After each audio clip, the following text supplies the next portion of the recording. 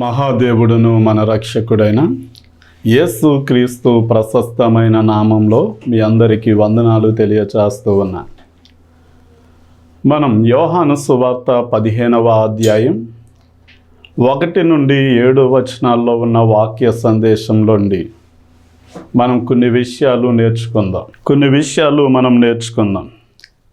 యేసు క్రీస్తు వారు, నేను ద్రాక్షవల్లిని, తీగలు మీరు.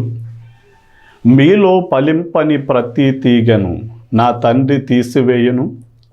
ఫలించే తీగ మరి ఎక్కువగా ఫలింపవలనని మీలోని పనికిరాని తీగలను తీసివేయును. ఇప్పుడు నేను చెప్పిన మాటను బట్టి మీరు పవిత్రులై ఉన్నారు. మీరు నా యందు నిలిచి ఉండండి, నేను మీ యందు నిలిచి ఉంటాను. అప్పుడు మీరు బహుగా ఫలిస్తారు. నాకు వేరుగా ఉండి మీరు ఏమీ చెయ్యలేరు అని, మీరు నా యందు నిలిచి ఉంటే మీకు ఏది ఇష్టమో అడుగుడి, అది నేను మీకు ఇస్తాను అని యేసయ్య మాట్లాడుతూ ఉన్నారు. మనం ఈ వాక్యంలో యేసు క్రీస్తు వారు, మనం యోహాను సువార్త 15వ అధ్యాయం 5వ వచనంలో ద్రాక్షవల్లిని నేను, తీగలు మీరు అని ఆయన మాట్లాడారు. అంటే యేసు క్రీస్తు వారు తనను తాను ద్రాక్షవల్లితో పోల్చుకుంటూ ఉన్నారు. యేసయ్య ప్రాముఖ్యంగా కొన్ని విషయాల్లో నేనే గొర్రెల పోవు ద్వారమును, నేనే జీవాహారమును, నేనే మార్గము సత్యము జీవము అని నేనే అని ప్రత్యేకంగా కొన్ని విషయాలు మాట్లాడారు. అందులో ఒకటి ఏంటి అంటే, నేను నిజమైన ద్రాక్షవల్లిని అనే మాట. మనల్ని తీగలతో ఆయన పోలుస్తూ ఉన్నారు. సరే, బైబిల్ గ్రంథంలో యేసు క్రీస్తు వారు స్వయంగా మనుషులను మొక్కలతో పోల్చారు. ఒక రోజున యేసయ్యను కొంచెం మంది మత గురువులైన వారు, నీ శిష్యులు పామరులు, వారు చేతులు కడుక్కోకుండా భోజనం చేసి వారు ఇదిగో పెద్దలు నియమించిన పారంపర్యాయములను అతిక్రమించి తప్పు చేస్తున్నారు అన్నప్పుడు యేసయ్య వారికి జవాబిచ్చే విషయంలో ఎలాంటి మొహమాట పడకుండా ఉన్నది ఉన్నట్లుగా ఆయన మాట్లాడారు. ఏమని అంటే, ఒక వ్యక్తి నోటిలోనికి వెళ్ళేది ఆ వ్యక్తిని అపవిత్రపరచదు, కానీ ఒక వ్యక్తి హృదయంలోండి ఏదైతే బయటికి వస్తుందో అదే మనిషిని అపవిత్రపరుస్తుంది అని ఆయన మాట్లాడినప్పుడు ఆ మాటలు విన్నటువంటి అధికారులు ఆయన మాట్లాడిన మాటలను బట్టి అభ్యంతరపడి ఆయన్ని వదిలి వెళ్ళిపోతూ ఉండగా ఆయన శిష్యులు చెప్తూ ఉన్నారు, ఇదిగో నీవు మాట్లాడిన మాటలను బట్టి వారు అభ్యంతరపడి వెళ్ళిపోతున్నారు అని నీకు తెలుసా అన్నారు. అప్పుడు యేసయ్య అంటాడు, నా తండ్రి నాటని ప్రతి మొక్క పెళ్ళగించబడును అన్నాడు. అంటే నా తండ్రి నాటిన మొక్క అయితే అది నాలోనే స్థిరంగా ఉంటుంది అని అక్కడ మాట్లాడుతున్నారు. అంటే యేసయ్యే స్వయంగా మనుషులను మొక్కలతో పోల్చి మాట్లాడుతూ ఉన్నారు.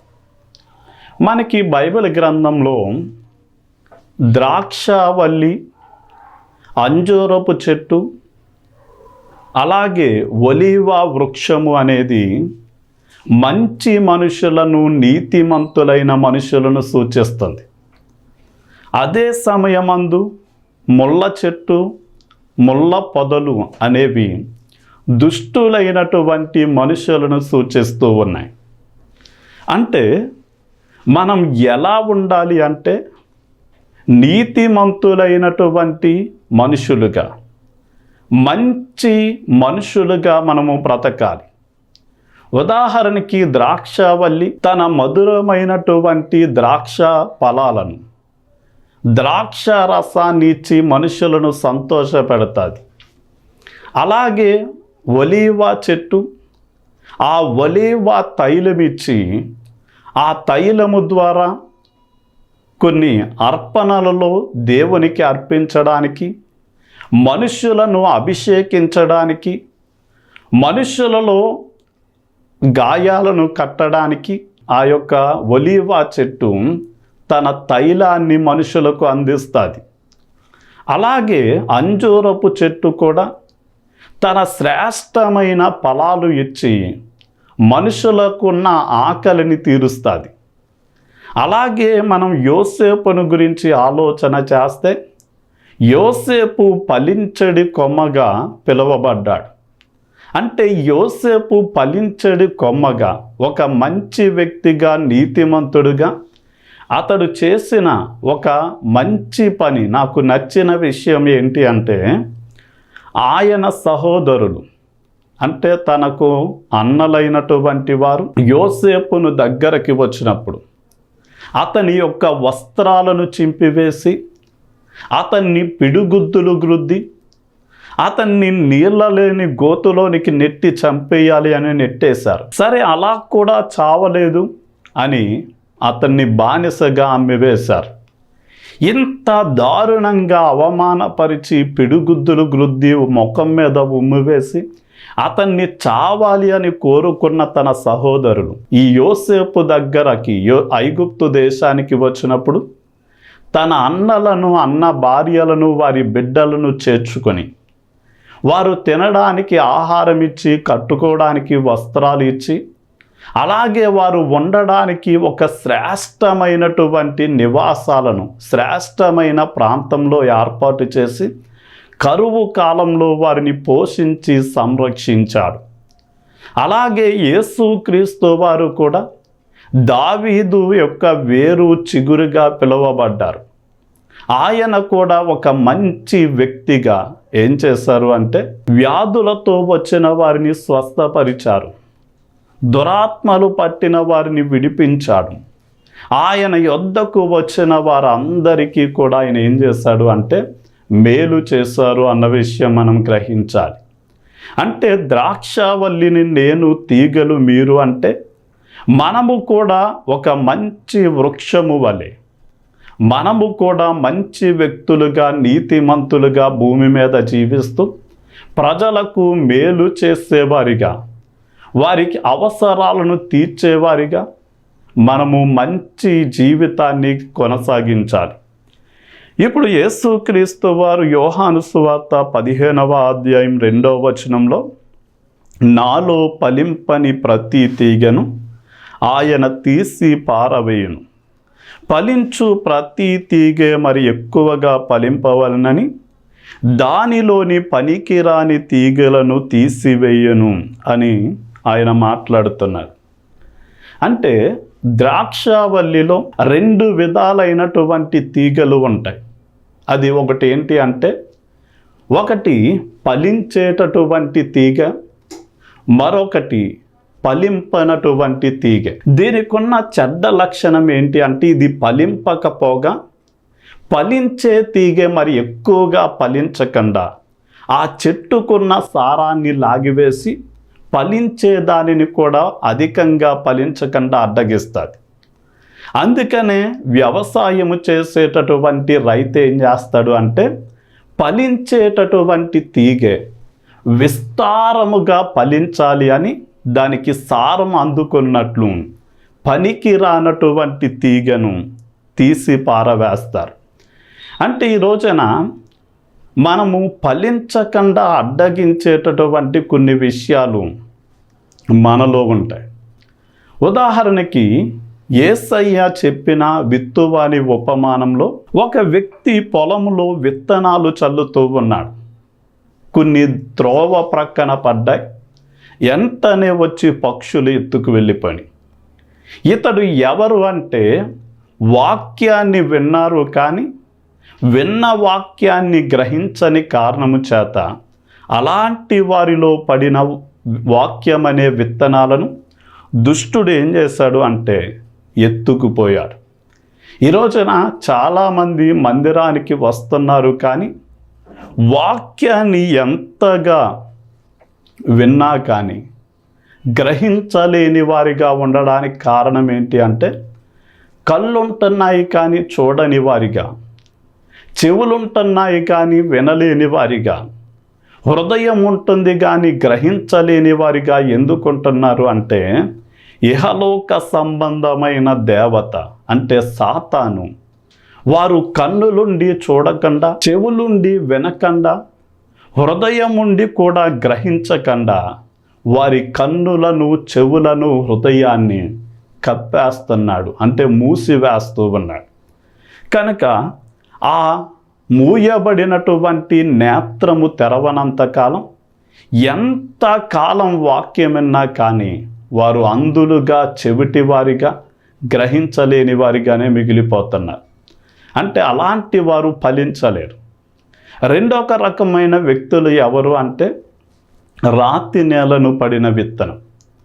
విత్తనం పడిన వెంటనే మొలకెత్తింది కానీ అక్కడ మన్ను తక్కువగా ఉంది, కింద ఆ బండ రాయి అనేది ఉంది కనుక వేరులు లోపలకంతా చొచ్చుకెళ్ళని కారణము చేత ఎండ తీవ్రత పెరిగేసరికి ఆ మొక్క ఎండిపోయింది, లేక గాలి తుఫాను వచ్చేసరికి దాని వేరు లోపలకంతా వెళ్ళలేని కారణము చేత ఆ గాలి తుఫానుకు అది పడిపోతుంది. అలాగే ఏ విశ్వాస అయితే యేసుక్రీస్తు వారిని దేవుడిగా అంగీకరించి ఆయనలో కొనసాగుతూ ఉన్నప్పటికీ విశ్వాసమనే వారు లోతులలోనికి వేరు పారలేనప్పుడు వారు ఏం చేస్తారు అంటే, ఎలాంటి సమస్యలు లేనప్పుడు బాగానే ఉంటారు, కానీ శ్రమలు వచ్చినప్పుడు లేక ఏదైనా సమస్యలు వచ్చినప్పుడు దేవుణ్ణి విడిచి వెళ్ళిపోయేవారిగా ఉంటారు. ఉదాహరణకి ఐగుప్తు దేశం నుండి కనానుకు చేరాలి అని చాలామంది ఇశ్రాయేలీలు లక్షల మంది ప్రయాణం చేస్తున్నారు. కానీ అందులో 12 మందిని ఇశ్రాయేలీలను 12 మంది గోత్ర పెద్దలను ఆ దేవుడిచ్చే భూభాగాన్ని చూడడానికి చూసి రమ్మని పంపించినప్పుడు అందులో 10 మంది విశ్వాసము లేని వ్యక్తులు చెప్పిన మాట ఏంటి అంటే, అమ్మో, దేవుడు మనకిచ్చే పాలు తేనెలు ప్రవహించే దేశంలో మనుషులు చాలా ఎత్తుగా ఉన్నారు, చాలా బలముగా ఉన్నారు, వారిని మా దృష్టితో చూసినప్పుడు వారు మా ఎదుట అజానుభావులుగా, వారి ఎదుట మేము మిడతల వలె ఉన్నాం, వారిని జయించడం మా వల్ల కాదు అన్నారు. కానీ విశ్వాసపరులైనటువంటి యెహోషువ, కాలేబు మాత్రం ఐగుప్తు దేశం నుండి విడిపించిన దేవుడు, అరణ్యంలో ఆకాశం నుండి మన్నా కురిపించిన దేవుడు, బండ నుండి నీటినిచ్చిన దేవుడు, ఎర్ర సముద్రాన్ని పాయలుగా చేసిన దేవుడు, అమాలేకీయులపై జయమిచ్చిన దేవుడు వారిని కూడా జయించడానికి మనకి సహాయము చేస్తారు అని విశ్వసించిన కారణం చేత ఆ విశ్వసించిన ఇద్దరే ఆ వాగ్దాన దేశంలోనికి అడుగుపెట్టారు. కానీ మిగిలిన లక్షల మంది ప్రజలు విశ్వాసము లేని కారణము చేత అరణ్యంలోనే వారు రాలిపోయారు. కనుక మనం ప్రతి విశ్వాసి కూడా యేసయ్యను నమ్మిన తర్వాత విశ్వాసంలో లోతుగా ఎదగాలి, స్థిరపడాలి. అలా అప్పుడు మాత్రమే ఎన్ని శ్రమలు, కష్టాలు వచ్చినా క్రీస్తు ప్రేమ నుండి మమ్మల్ని ఎడబాపు వారు ఎవరు, అది కరువైనా, ఖడ్గమైనా, అవి ఉన్నవైనా, రాబోనవైనా, అది వస్త్రహీనతైనా, ఏదైనా కానీ మనల్ని విడదీయలు. ఇక ఫలింపని వారిలో 3వ వారు ఎవరు అంటే, ముళ్ళ పొదల్లో పడిన విత్తనం. ఆ విత్తనం మొలకెత్తింది కానీ ముళ్ళ పొదలు వాటికంటే బలముగా ఎదిగి ఆ మొక్కలను అణిచివేసిన కారణము చేత అవి ఫలించలేదు. అంటే ఈ ముళ్ళ పొదలు ఏం చూపిస్తున్నాయి అంటే, ఒక మనిషిలో ఉండే ఐహిక విచారాలను, ధనమోసాన్ని చూపిస్తుంది, ధనమోహాన్ని. అంటే ఇలాంటి వ్యక్తుల్లో ఉండేది ఏంటి అంటే, దేవుడిచ్చిన ఆరోగ్యాన్ని బట్టి, ఆయుష్ను బట్టి, దేవుడిచ్చిన సమృద్ధిని బట్టి సంతోషించక ఎప్పుడు చూసినా నాకు కారు లేదు, లేకపోతే నాకు కాసుల బంగారం లేదు, నాకు అది లేదు ఇది లేదు అని ఆ ధనం సంపాదించడానికి, పేరు ప్రఖ్యాతులు సంపాదించడానికి, ఏదో ఒకటి సంపాదించుకోవడానికి ఏం చేస్తారంటే దేవుణ్ణి విడిచి పరుగులెడుతూ ఉంటారు. కనుక ఇలాంటి వారిలో వాక్యం ఏమవుదు అంటే ఫలించదు, వారు నిష్ఫలులుగా మారిపోతారు. అందుకనే మనం యేసయ్యలో బాగా ఫలించాలి అంటే మనం ఆధ్యాత్మికంగా ఎదగకుండా, ఫలించకుండా ఏదైతే మనల్ని అడ్డగిస్తుందో మనము ప్రతి వాటిని కూడా ఏం చేయాలి అంటే తొలగించుకోవాలి. అంటే వ్యర్థమైన సంభాషణలు, లేక అనవసరంగా అటు ఇటు తిరగడాలు, గంటలు గంటలు టీవీ దగ్గర, ఫోనుల దగ్గర హెచ్చించడం, ఇలాగా ఏ విషయాలైతే మనల్ని దేవునిలో ఆధ్యాత్మికంగా ఎదగకుండా, ఫలించకుండా మనల్ని అడ్డగిస్తున్నాయో వాటన్నిటినీ తొలగించుకున్నప్పుడు మాత్రమే మనం ఏం చేస్తామంటే ఫలభరితంగా ఉంటాం. కనుక అలాంటి అడ్డగించే వాటిని మనం తొలగించుకోవాలి. ఇక యోహాను సువార్త 15వ అధ్యాయం 3వ వచనంలో, నేను మీతో చెప్పిన మాటను బట్టి మీరిప్పుడు పవిత్రులై ఉన్నారు అంటాడు. అంటే పంటను కొన్నిసార్లు వ్యవసాయకుడు ఏం చేస్తాడు అంటే శుద్ధి చేస్తాడు. ఎలా అంటే ద్రాక్షావల్లి ఎదుగుతూ ఉండగా అంతకు ముందే ఆ ద్రాక్షావల్లిలో కొన్ని తీగలు ఎండిపోయి అందులో ఉండిపోతూ ఉంటాయి. కనుక ఏం చేస్తాడంటే ఎండిపోయిన తీగలన్నీ కూడా ఇరిచి ఒక చోట కుప్ప కింద వేసి దాన్ని మంట పెడతాడు. మరికొన్నిసార్లు పంటలకు ఏం చేస్తుంది అంటే తెగులు లాంటివి వస్తాయి, చీడ పీడలు లాంటివి పట్టి పీడిస్తూ ఉంటాయి. అలాంటి సమయంలో కొన్ని విధాలైన అరుకులను వినియోగించుకుని ఆ పంటను వ్యవసాయకుడు ఏం చేస్తాడు అంటే శుద్ధి చేస్తాడు అన్న విషయం మనము గ్రహించాలి. అందుకనే యేసయ్య కూడా నేను ఇప్పుడు చెప్పిన మాటను బట్టి మీరు ఇప్పుడు పవిత్రులై ఉన్నారు అంటాడు. అంటే యేసయ్య పరిశుద్ధుడు గనక ఆయన్ని నమ్మిన బిడ్డలను కూడా వారు కూడా పరిశుద్ధులుగా ఉన్నప్పుడు మాత్రమే వారు యేసయ్యతో కలిసి జీవించడానికి, సహవాసము చేయడానికి కుదురుతుంది. ఉదాహరణకి యేసయ్య యోహాను సువార్తలో బహుశా 13వ అధ్యాయంలో ఆయన శిష్యుల పాదాలను కడుగుతూ పేతురు గారి దగ్గరికి వచ్చేసరికి పేతురు అంటాడు, ప్రభువా, మేము నీ కాళ్ళు కడగవలసిన వారమై ఉండగా నీవు మా కాళ్ళు కడుగుతావా, పాదాలు కడుగుతావా అన్నప్పుడు యేసయ్య అంటాడు, నేనే గనక మీ పాదాలు కడగకపోతే ఈ సేవలో మీకు పాలి భాగం ఉండదు అంటాడు.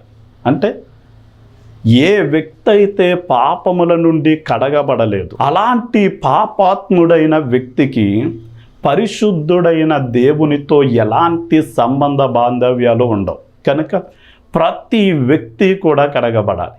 ఈ మాట విన్న వెంటనే పేతురు అంటాడు, అయితే ప్రభువా, నా కాళ్ళు చేతులే కాదు, నా నడినెత్తు నుండి అరిపాదం వరకు నన్ను కడిగే అన్నాడు. అప్పుడు యేసయ్య అంటాడు, స్నానము చేసిన వాడు ఆల్రెడీ పరిశుద్ధుడు అంటాడు.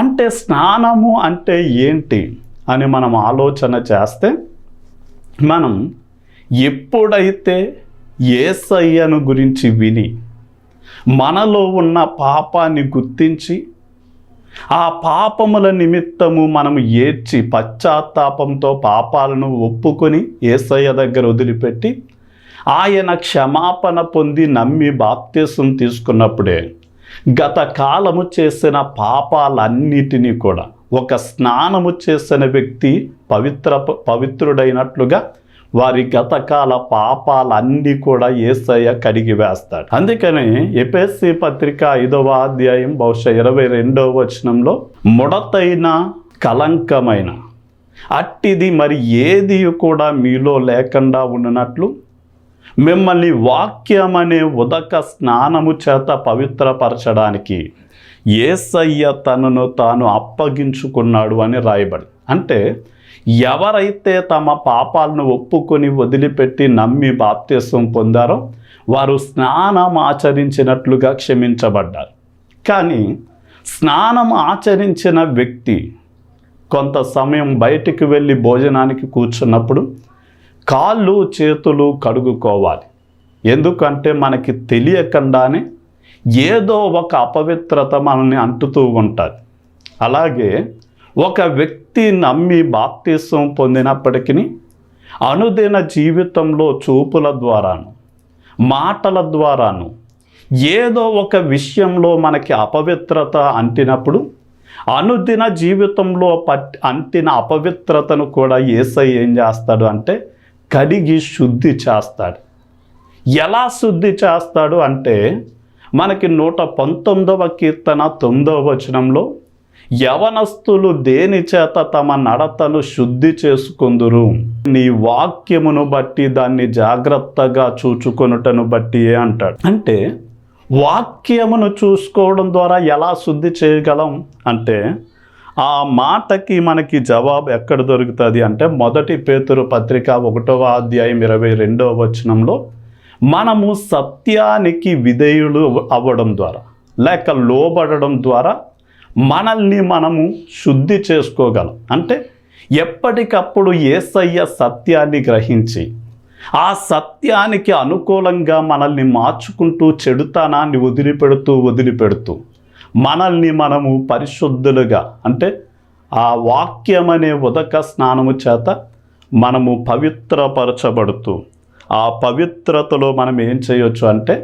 కొనసాగవచ్చు. అందుకనే మనం చాలా జాగ్రత్తగా ఆలోచన చేస్తే చాలామంది ధరించేటటువంటి బంగారపు వస్తువులు కొన్నప్పుడు చాలా కాంతివంతంగా ఆకర్షణీయంగా చాలా అందంగా ఉంటాయి. కానీ కొంతకాలం ధరించిన తర్వాత అది కాంతిని కోల్పోతుంది. అప్పుడు దానిని మనం కంసాల వాని దగ్గరకు తీసుకెళ్ళినప్పుడు అతడు దానిని అగ్నిలో కాల్చి నీళ్లతో కొన్ని ద్రవాలు వేసి కడిగిన తర్వాత అందులో ఉన్న మస్ట్ అంతా తొలగిపోయి ఏం జరుగుతుంది అంటే అది పరిశుద్ధపరచబడి మరలా కాంతిని పొందుకొని అనేక మందిని తన వైపు ఆకర్షించుకునే ఒక అందమైన వస్తువుగా అది తయారవుద్ది. అలాగే మన జీవితం మీద పాపం అనే మురుకు పేరుకుంటూ ఉండగా అనుదినము మనము కడుగుకుంటూ మనం ఏం చేయాలి అంటే మన పరిశుద్ధతను నిలబెట్టుకోవాలి. మన పరిశుద్ధతను కాపాడుకుంటూ ఆయన పరిశుద్ధుడై ఉన్నట్లుగా మనము పరిశుద్ధతలో కొనసాగాలి. సరే, మనం యోహాను సువార్త 15వ అధ్యాయం 5వ వచనం చూస్తే ద్రాక్షావల్లిని నేను తీగలు మీరు, ఎవడు నా యందు నిలిచియుండునో నేను ఎవని యందు నిలిచియుందునో వాడు బహుగా ఫలించును అంటాడు. అంటే యేసయ్య ద్రాక్షావల్లి తీగలు. ఈ తీగె లాంటి మనం బాగా ఫలించాలి అంటే పనికిరాని విషయాలు తొలగించుకోవాలి. మూడవదిగా మనము పరిశుద్ధతలోనే కొనసాగాలి. నాలుగవదిగా మనం ఏం చేయాలి అంటే ఆయనలో నిలిచి ఉన్నవారిగా ఉండాలి. అంటే ఆయనకు వేరుగా ఉంటే మనం ఏమీ చెయ్యలేమని వాక్యం సెలవిస్తుంది.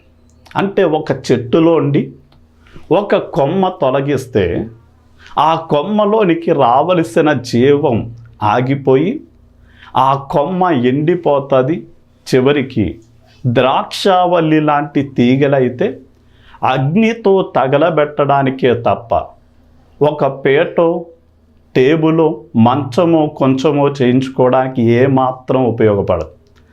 అంటే యేసయ్యతో అంటుకట్టబడని జీవితాలు కూడా ఇక దేనికి పనికి రాక ఆ నిత్య నరకంలో కట్టెల వలె ఉండడానికి మాత్రమే పనిచేస్తాడు. కనుక మనం ఆయన యందు నిలిచి ఉండాలి. ఎలా అంటే యేసయ్య ప్రేమలో ఒక మొక్క వలె స్థిరముగా ఉండాలి.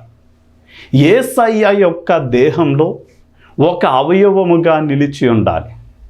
ఒక మందిర నిర్మాణంలో ఒక రాయి వలె మనం నిలిచి ఉండాలి. ఆయన ద్రాక్షావల్లి గనక మనము తీగవలే యేసయ్యలో నిలిచి ఉన్నప్పుడు మాత్రమే యేసయ్యలోండి వచ్చే జీవం మనలోనికి ప్రవేశించి మనము మరింతగా ఫలభరితంగా మన జీవితం మార్చబడతాయి. అందుకనే మీరు చూడండి, దుష్టుల ఆలోచన చప్పున నడవక, పాపుల మార్గమున నిలవక, అపహాసకులు కూర్చుండు చోటున కూర్చుండక, యెహోవా ధర్మశాస్త్రమందు దివారాత్రములు ఆనందించేవాడు నీటి ఓట వారన నాటబడిన చెట్టు వలె ఆకు వాడక తన కాలమందు ఫలమిస్తారు అని రాయబడి. అలాగే 128వ కీర్తన 3వ వచనంలో, నీ లోగిట నీ భార్య ఫలించు ద్రాక్షవల్లి వలె ఉంటుంది అన్నాడు. అంటే ఎవరైతే యేసయ్యలో నిలిచి ఉంటారో, యేసయ్యలో ఉన్న గుణగణాలు, ప్రేమ, సంతోషము, సమాధానం అవన్నీ మనలోనికి వస్తాయి. ఇప్పుడు ఆయన గుణగణాలు మనలోనికి వచ్చాయి అంటే మనం మాట్లాడిన పని చేసిన మనలోండి యేసయ్య మాత్రమే కనపడతాడు. కనుక మనం ఆయనలో నిలిచి ఉండాలి. ఇక చివరిగా యోహాను సువార్త 15వ అధ్యాయం 7వ వచనంలో, మీరు నా యందు నిలిచి ఉంటే మీకు ఏది ఇష్టమో అడుగుడి, అది మీకు ఇస్తాను అని ఆయన వాగ్దానం చేశాడు. అంటే యేసయ్యలో మనము నిలిచి ఉంటే యేసయ్య మనస్సునే కలిగి ఉంటాం. యేసయ్య చిత్తమే మన చిత్తముగా మారుతుంది. యేసయ్య ఉద్దేశాలే మన ఉద్దేశాలు అవుతాయి. మనము యేసయ్య వలె ఆలోచిస్తాం. యేసయ్య కోరికే మన కోరిక అవుద్ది గనక దేవుని చిత్తమే మన ద్వారా జరగాలి అని, మన ద్వారా దేవునికి మహిమ కలగాలి అని, మన జీవితం దేవుణ్ణి సంతోష పెట్టాలి అని మనం ఏం చేసినా, తిన్నా తాగినా కూడా ఆయన మహిమపరచబడేలాగే మనం పని చేస్తాం. అందుకని అలాంటి వ్యక్తులు దేవుణ్ణి సంతోష పెడతారు గనక ఆయన చిత్త ప్రకారం మనం ఏది అడిగినా సంతోషంగా యేసయ్య మనకేం చేస్తాడంటే సమస్తము కూడా ఇస్తాడు. కనుక మీరు బహుగా ఫలించాలి అంటే వల్లిలో తీగలుగా నిలిచి ఉండాలి. మనల్ని అడ్డగించే ప్రతి వాటిని, ఆత్మీయంగా ఎదగకుండా అడ్డగించే వాటిని తొలగించుకోవాలి. పరిశుద్ధతలోనే కొనసాగాలి. ఆయనలోనే నిలిచి ఉండాలి. అప్పుడు మనం ఏది అడిగినా ఇస్తాడు. చిన్న ప్రార్థన. తండ్రి, నీకే వందనాలు, స్తుతులు చెల్లిస్తున్నా. ఎవరైతే ఈ మాటలు వింటున్నారో వారికి మీరు దయతో తోడయుండి ద్రాక్షవల్లి లాంటి నీలో వారు నిలిచి, నాయన నీ గుణగణాలు వారిలోనికి వచ్చి నీవు వారిలోనూ వారు నీలో నిలిచి ఉండి వారు నీ కోసం ఈ జీవితాన్ని జీవిస్తూ ఉండగా, నాయన వారు ఏది అడిగినా ఇస్తానన్నావు గనక వారి ఆత్మీయమైన ప్రతి అవసరాలు మీరు తీర్చండి. నీ జ్ఞానం ఇవ్వండి, నీ ప్రేమను వారిలో కుమ్మరించండి, నిన్ను తెలుసుకోవడానికి మరింత ప్రత్యక్షత కలిగిన ఆత్మను మీరు దయచేయండి. అదే సమయమందు బలహీనులుగా ఉన్నప్పుడు వారిని బలపరచండి. రోగగ్రస్తులుగా ఉన్నప్పుడు స్వస్థత ఇవ్వండి. మనశ్శాంతిని కోల్పోయినప్పుడు వారికి శాంతి సమాధానాలు మెండుగా ఇచ్చి దీవించమని యేసు నామంలో అడిగి వేడుకుంటున్నాం తండ్రి. ఆమేన్. ఆమేన్.